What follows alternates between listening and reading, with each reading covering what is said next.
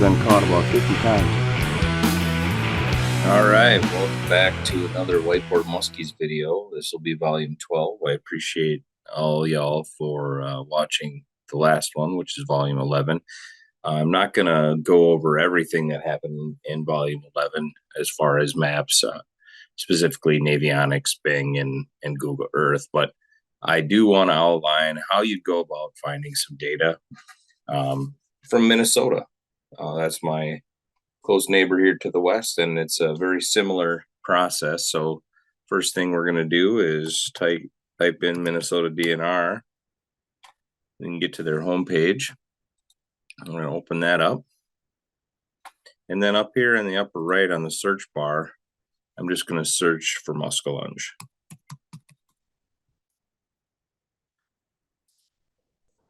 That search box comes up, and then we want to go down here and look for, on the left here, long-range conservation plans and strategies. So if you click on that, it gives you a number of different actions that you can read from and look into. But let's see, we want to go under this Fish and Wildlife tab, and we're going to go into this Muskie and Large Northern Pike Long-Range Plan. This is a little out of date. It says through 2020. I know that Minnesota DNR is working on a new plan for this as we speak. But yeah, you'd want to click on that. And then there is a ton of good information while this thing loads.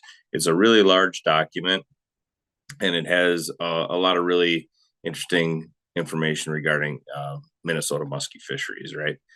So I've been through this document a number of times. So in order to get to the lake list of Minnesota Muskie Lakes, you have to scroll down to page 74. So on the left side, you can see the page numbers. I'm just going to scroll down. Minnesota doesn't have quite as many muskie waters as Wisconsin does. They have somewhere around 100 muskie lakes that they manage. Wisconsin has just shy of 700. The biggest difference is that Minnesota lakes tend to be a lot bigger on average. So what we'll do is just do the same thing. I'm going to go down the list and just pick one out. Let's see here. I want to try to find one that's roughly the same size as I did in volume 11. So let's do this one here and start at the top. So we'll do Cedar Lake and Scott County. So then what I'm going to do is go back to the main DNR page. So I'm just going to pick, this lake is 793 acres, really close to what Sisebagama was in Wisconsin. So we can kind of compare them that way. So I'm just going to go back to the DNR main page. And I'm going to look under, on the left margin here, about a little ways down, you'll see this tab here. It's called Lake Finder. So you want to click on Lake Finder. And then you're just going to type it in. Cedar. And then I'm going to go into and find Scott County. And then I'm going to hit this Get Lake Data. So you get very similar information to in Wisconsin. It tells you the nearest town, which is New Prague. It's Scott County, Cedar Lake right here. And then you're going to go ahead and click on this Cedar Lake tab here. It's going to give you right away this looks like sort of a Google Maps. There is an option here to do aerial photo, but looks like there's a park kind of on one part of the lake, a couple public boat landings here you can see.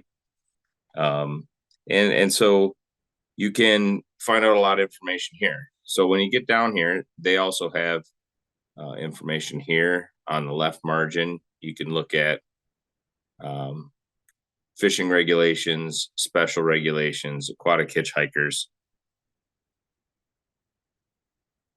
Then what you're going to want to do is, again, on the left side here, they have fisheries lake survey. They have water access sites, fish stocking, so you can see what's stocked and when over here. And then a number of other things, water clarity. So all the information that you have to go to a number of different places on the Wisconsin website to find this, but for here, Minnesota is a little nicer because you can find all of it right here. So if we go first, let's just say we were interested in, hey, it's a musky lake. Let's see about fish stocking. So you can click on that, and you can see it's about the last 10 years. It says fish stocked by species last 10 years. So we go back to the first time we see muskies, and it's interesting. In 2014, it's actually tiger muskies, and they're stocked at about 1 per acre. The next event was in 16, just over 1 per acre. 18, about 1 per acre. And intermittently they're stocked with walleyes. So at least in the last 10 years, it's been stocked 3 times with tiger muskies. So it's quite a different body of water than Sissebagamon in Wisconsin, specifically because we're looking at tiger muskies, which have distinctly different behavior. So let's think about that as we go along here. So what I'm going to do is I'm going to go back to get to this, and I'm going to go to the Fish Lake Survey.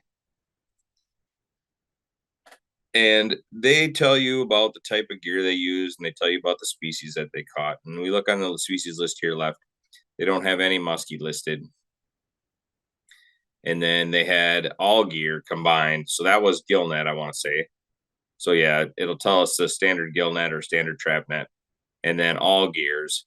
And again, they didn't catch any muskies. So there is a status of the fishery here that talks about most of the fish species. And I don't see any mention of muskies in just a brief little look at this. I could be wrong, but it doesn't look like they've captured any or don't have much to say about muskies. However, they were stocked in there at least 3 times. And so there should be some fish in the lake. So since we didn't see anything here listed about muskie, I think the best thing for us to do, and like I indicated in the Sissebagamon video, you want to contact the expert regarding the lake, and that information is right down here.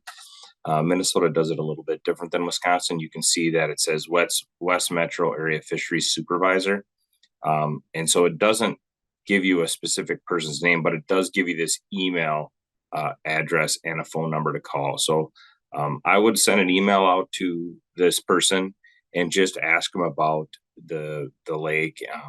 Ask them questions about muskies, just very similar to what you would do when asking a friend about a lake. Hey, is it any good? Are the fish big? You know, are they plentiful? Is the stocking working? What's the water color? What's the main forage? What does the habitat look like? Et cetera, et cetera. That'll give you a lot of information to help you better understand what you're going to need to do to capture those tiger muskies in Cedar Lake. So let's do what we did in Wisconsin, and let's get out of here. So I'm going to go back again and look at the lake map. So here on the left, you'll see that there's lake maps, and there's water clarity map and a lake depth map. So let's look at the lake depth map. And there's a number of different options here. Most often, the bottom one is going to be the most current map. It gives you a key here to tell you what all these numbers mean. But if you click on that, it's going to open up down here. It's downloading a map for me to view. And I'm just going to open that. All right, so here I am looking at the lake map. And wow, it's quite a bit different than the lake map we looked at in volume 11. This is basically just a very shallow bowl, probably a very interesting fishery. And so now we can start to put some of the information together and to come up with a plan. So tiger muskies have been stocked on a relatively infrequent basis in the last 10 years. Most likely there's probably not a large population of fish in the lake, although there probably are enough to fish for. Since we know that they're tiger muskies, and tiger muskies are half northern pike, we want to make sure we play into the half northern pike behavior of tiger muskies. Tiger muskies don't really feed very often once the water gets pretty warm. A lot of times even over 70 degrees is too warm for them. So I would concentrate my effort fishing this lake in a couple different ways. First, I would play off that half northern pike cold water loving side of the tiger muskie, and I'd fish it in June. And then I'd come back and fish it in September and October. And when I did that, based on the topography of this lake, which is really nothing, it's just a bowl. It's either going to be really heavily vegetated or it's going to have significant water color, so the vegetation doesn't grow. Either way, my focus would be trolling. I would troll right off the bat, and I would just try to cover water to try to encounter fish in this lake. If it was fall and I wanted to cast, obviously I would start with this large point here that sticks into the lake. It's kind of the most obvious structure. I would try all these little subtle points. Based on this lake map, it looks like it might be kind of a tough one to fish just because there's not a lot of things. It does say, it looks like here there's a rock pile that's out in the middle, 4-foot rock pile surrounded by a little bit deeper water. So obviously this point and this rock pile would be my primary casting areas. But again, I think you could probably do best by just trolling for those tigers in the fall and covering some water. So now I'm back on the DNR page. I changed maps for you. And I'm just going to go back and look again at this water clarity component. I talked a little bit about it a second ago. Let's just click on that and see where that takes us. That takes us out of the DNR website and onto the University of Minnesota website. And I'm not going to read all that. I'm just going to close it. And I want to look at these reports, the full report about Cedar Lake in Scott County. So what I'm looking at here is water clarity by year. This is a bunch of data that was obtained. I'm not quite sure who got the data, but it's clarity in meters. So 1 meter is approximately 3 feet as you go through the year. So it looks like it has about 3-foot clarity, which means it's pretty stained. You can see the clarity by month. It's much more clear in May and June. And then in the summertime, your clarity goes down to 0.5 meter or less. And you can see all the data here. This is really helpful. And this graph of chlorophyll A, that's an algae bloom. So that's showing you there really usually isn't a bloom in May and June. So your June fishing for tigers early in the year should be pretty good. This might be a really good opening day lake to go and try to troll around and cast around and try to catch those tigers before they get lethargic in hot water. And also when the lake isn't pea green, it looks like as you get into July and August, this thing gets really green. So it doesn't really affect the fish at all, but it does affect anglers and makes it a little bit harder for them to fish. You accompany that with the fact that hybrids tigers aren't going to want to feed heavily when the water's really warm. It's probably not the time to go try to fish there. But then again, here in September, when the color comes down and the temperatures come down again, you're going to have a better chance of catching those. So there's a ton of data here. You can look at that. You can go back to the DNR website and look at all this stuff on the left. But overall, this would be a lake if you want to try to catch a tiger. Fish it in June, fish it in September, October. I wouldn't bother with it the rest of the year, but it could be a fun one. I'm guessing the fish grow really fast. It looks like a real productive lake with that algae bloom, and you could probably have some pretty good tiger fishing. Remember to check your Bing map, your Google Earth, and also the Navionics website just to see if there are some different bathymetric features on the Navionics site. That's kind of how you do the information gathering in Minnesota. I think there are definite advantages to the Minnesota website compared to the Wisconsin one.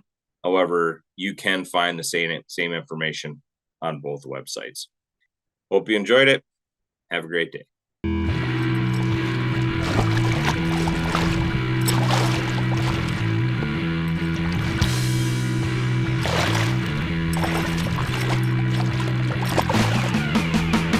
This one's been caught about 50 times.